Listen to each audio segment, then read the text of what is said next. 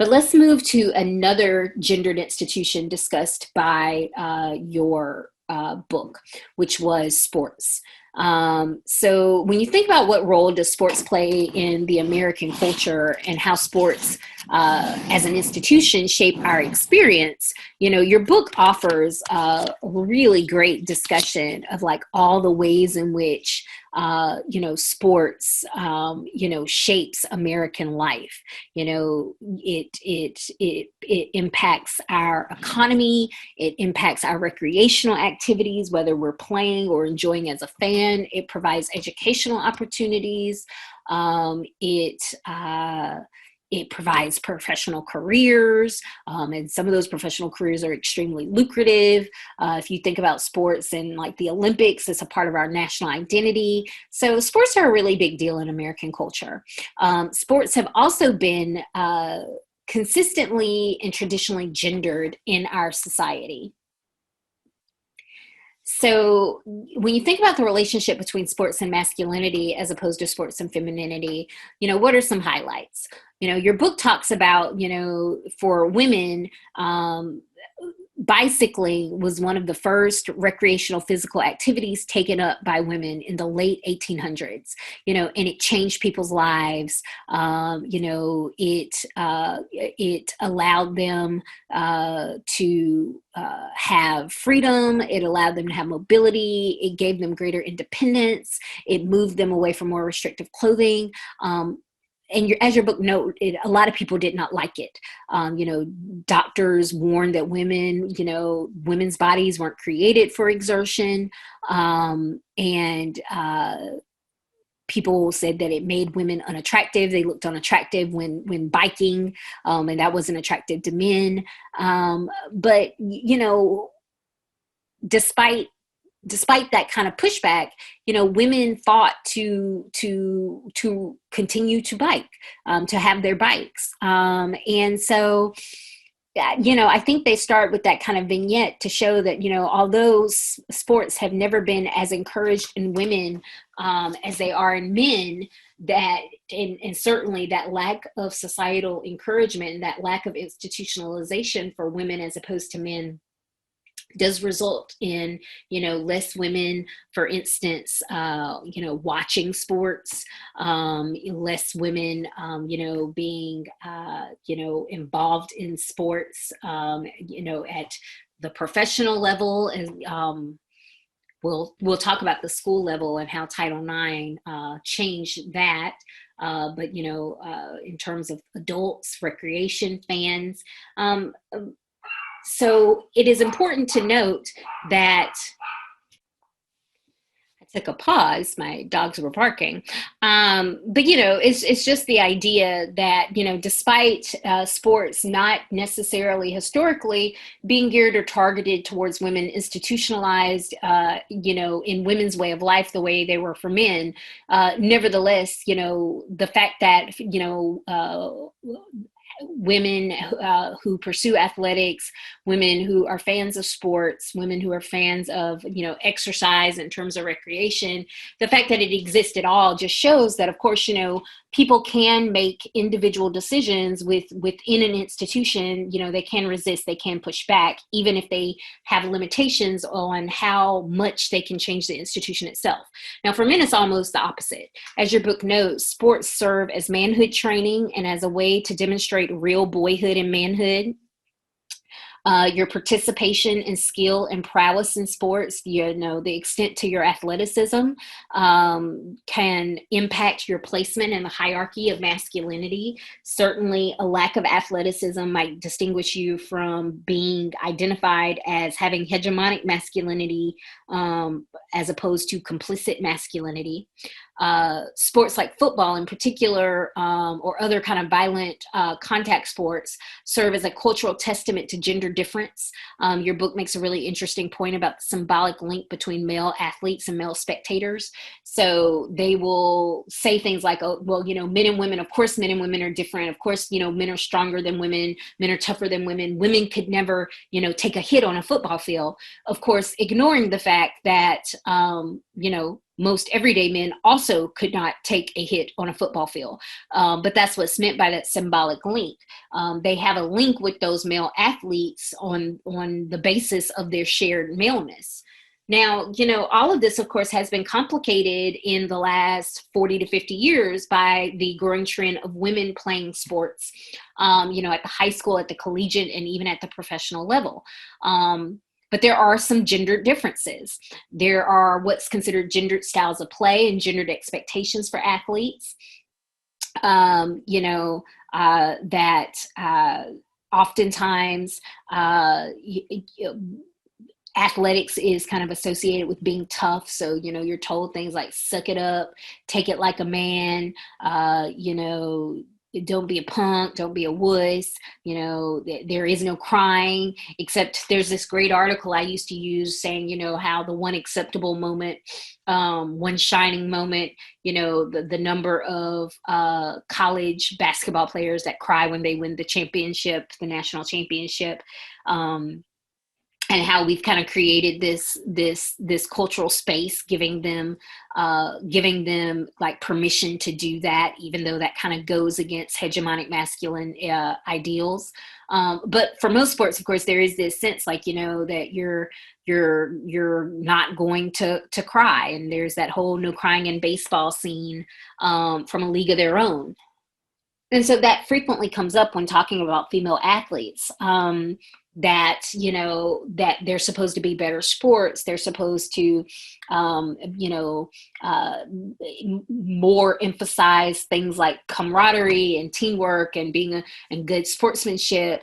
And it's not that men aren't expected or supposed to do that, but they are less pushed to do that, and there are less consequences if they break those norms. Your book discusses how, because sports have been defined in masculine traits, sports dominated by women and traits more likely to be held by women are either not seen as sports or seen as lesser sports. So they talk about, because we, emphasize size and speed and strength, and on average, these are qualities that men excel at more so than women. Sports that involve things like balance and flexibility, sports like gymnastics, for instance, they're seen as lesser sports. Ribbon dancing, synchronized swimming, so they're either defined as not being sports at all, or they're seen as lesser sports because the qualities, the athletic qualities, and it does take athleticism to do those types of activities. Those qualities are just not what we think of when we think of sport. And that's because mass media institution, has certainly kind of helped shape, what we define as being indicative of a sport versus what we don't define as being indicative of a sport. And so this contributes to the assumption that women are lesser athletes, because if you're going to focus on size, strength, speed, the fastest woman is going to be slower than the fastest man. The strongest woman is going to be not going to be as strong as the strongest man. And of course, this goes back to what was discussed. Of course, that symbolic link. That the fastest man is a stand-in for all men, because of course what we're ignoring is that the strongest woman is probably stronger than a lot of men. The fastest woman is faster than a lot of men, but because she is not as fast or as strong as the strongest or fastest man, it leads to kind of this kind of population level kind of devaluing of women. And, it pops up in things like the compliment of saying, she plays like a man versus the insult of throwing like a girl, right? It's embedded right there in the words, the assumption that playing like a man is a good thing because all men are great athletes, and versus the devaluing of female athleticism because, certainly some women, throw really well. If you think about, softball players or, other sports that involve throwing, passing basketballs, but instead we have this very kind of devalued image when we say throw like a girl. I didn't include this link, but I feel like a great example of this, if you want to find it on YouTube, one of the late night comedians, maybe it was Jimmy Kimmel, maybe it was Jimmy Fallon, they set this up where they had Serena Williams basically hit a couple of tennis balls to, regular men who, the type of men that pop up in comments, kind of downplaying Serena Williams' like strength and skill at tennis. Once again, going back to that kind of symbolic link, because they feel like there are male tennis pros that she can't beat. The stand-in becomes she also can't beat a average man. And so what's great about this video is, you get to watch Serena Williams, just knock the hell out of these tennis balls towards these regular guys who usually wind up kind of cowering and dropping their rackets and, running around the court trying to avoid getting hit. And it's just a good example, of course, that, the fact that we aren't thinking of female athletes, that we kind of culturally devalue female athleticism and downplay it, even when we clearly have examples that should cause us to second guess our tendency to do that. So your book makes an interesting point about what is sex segregation in sports for. They say that it affirms cultural beliefs in gender difference and inequality. It allows us to require that men and women perform the same sports differently, which then contributes to the idea that men and women have fundamentally different physical abilities. And they talk about this in terms of the checking rule in hockey, tackle versus flag versus powder puff football, baseball versus softball, that different courses for men and women are different in terms of obstacles and difficulty. If you're talking about like BMX or downhill skiing.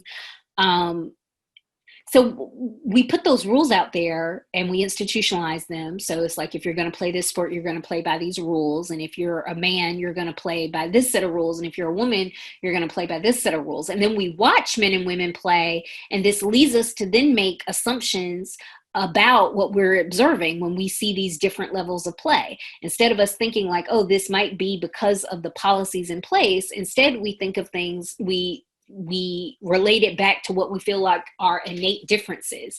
Women are just less aggressive, right? We might say that if we see the, if we compare a women's hockey game to a men's hockey game, where we might say, women can't stick that jump or landing. They can't jump as high on the mountain bike or whatever, if we're watching, a BMX race.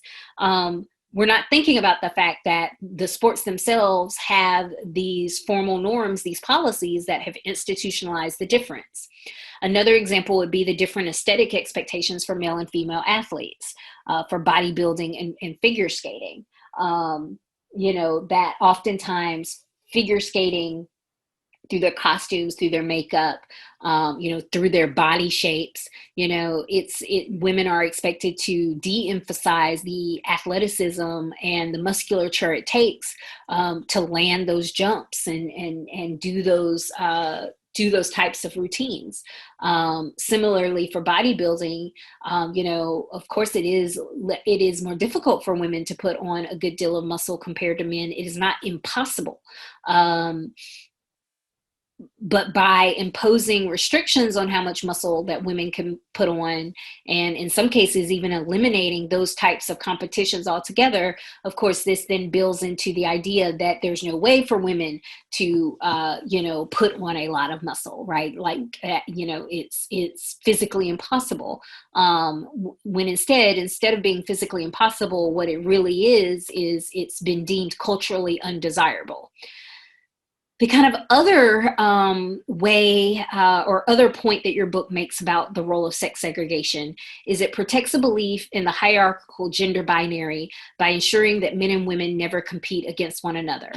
This protects the assumption that men are always better, stronger, faster, more athletically skilled than women by allowing it to largely go untested.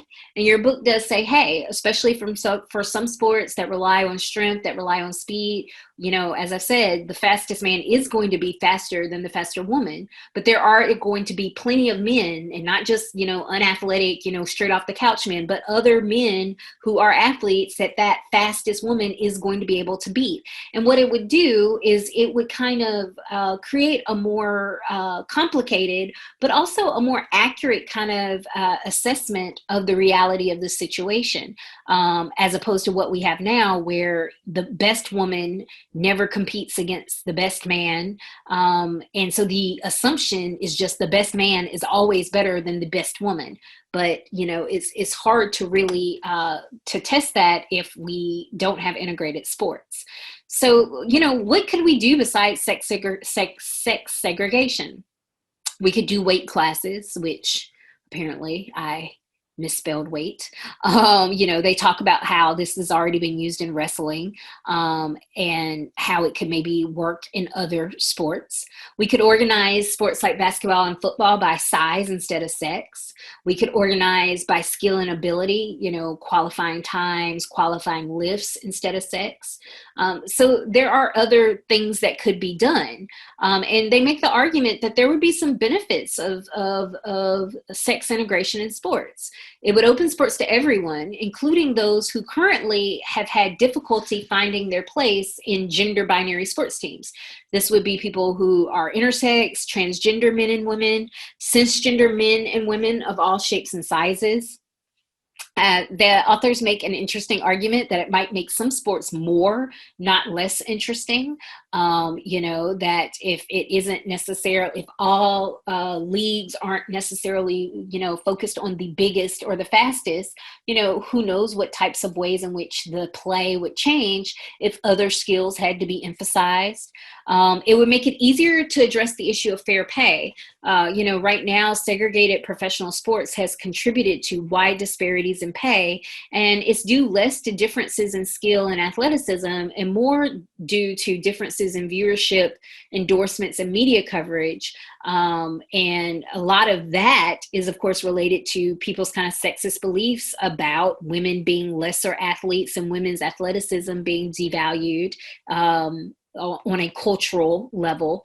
And so your textbook refers to this as differences in social significance, not athleticism. So it's not that female professional athletes are not as good of an athlete as male professional athletes, but they do not have the same level of social significance. And that translates into lower viewership, diminished media coverage, less endorsements. And then, of course, it would test and complicate that gender binary assumption that men are inherently better athletes. So could this happen, right? Or if you're listening to this, like, that's never going to happen. Well, this brings me to kind of my final points in regards to this chapter. And this is the question: are institutions more prone to staying the same or changing?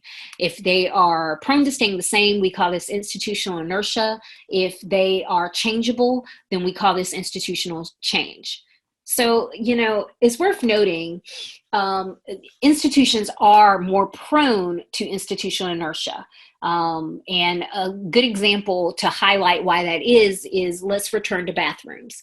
So your book discusses the example of how there was the proposal for gender-neutral bathrooms at the university, NYU, New York University. And so, they were redoing the building, and they were going to do a gender neutral bathroom. However, the initiative wound up failing. And one reason was related to inconvenience and expense.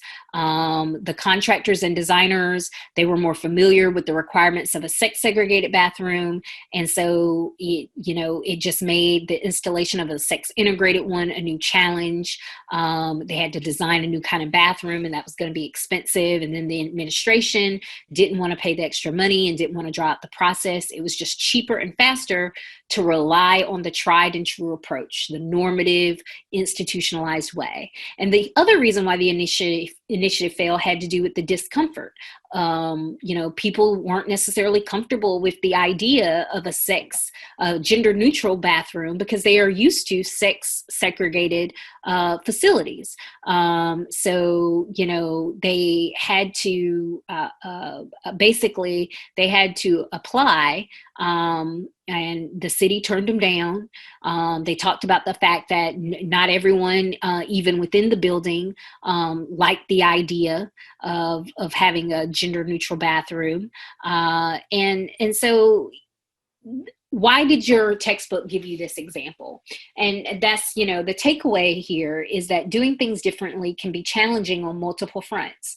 And that isn't to say that institutions can't be changed, but changing them requires a collective shift in norms and routines. And the key word there is collective, meaning it's very difficult for one person, to kind of push and initiate and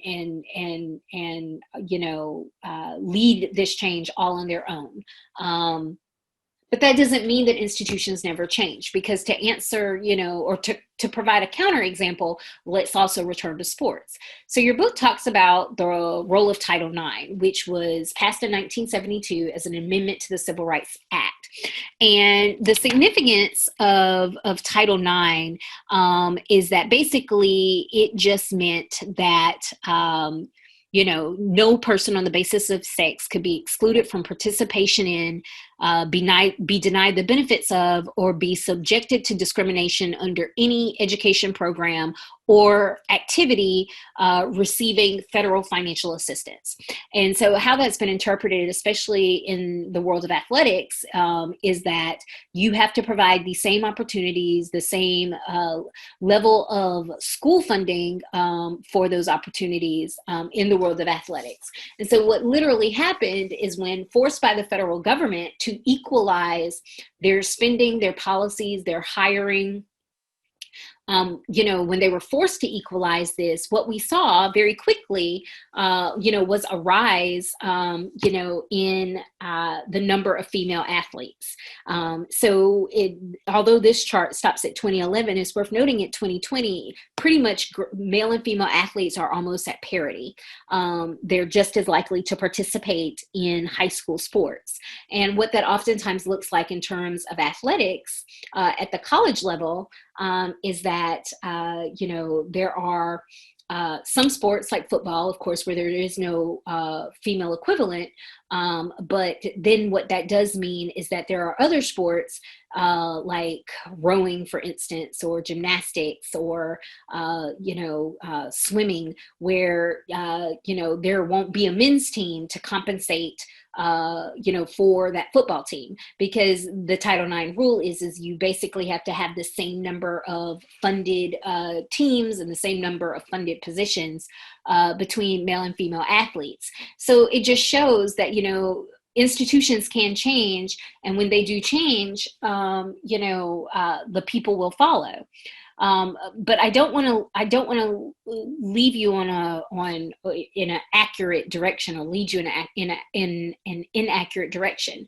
They talk about the great example of Monet Davis, who pitched. She was a little league pitcher, and of course she's playing with boys, but she was a pitcher, and she was in the Little League World Series, striking out largely guys.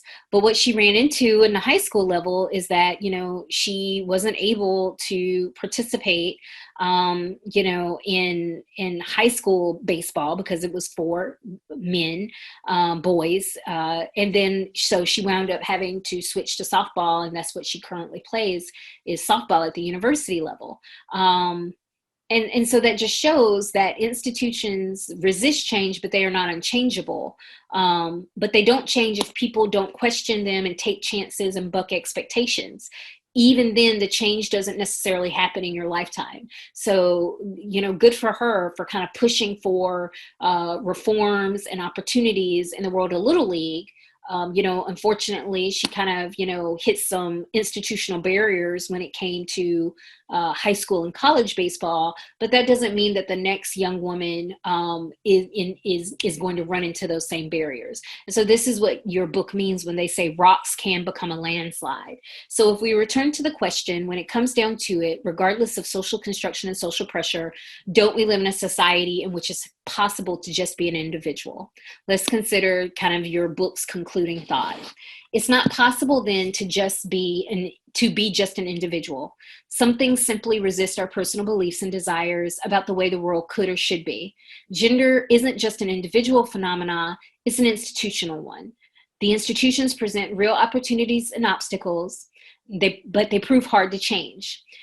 But even when we can't just step out of line and change society to fit our own preferences, individuals working together absolutely can and always have. And that is it for chapter 8.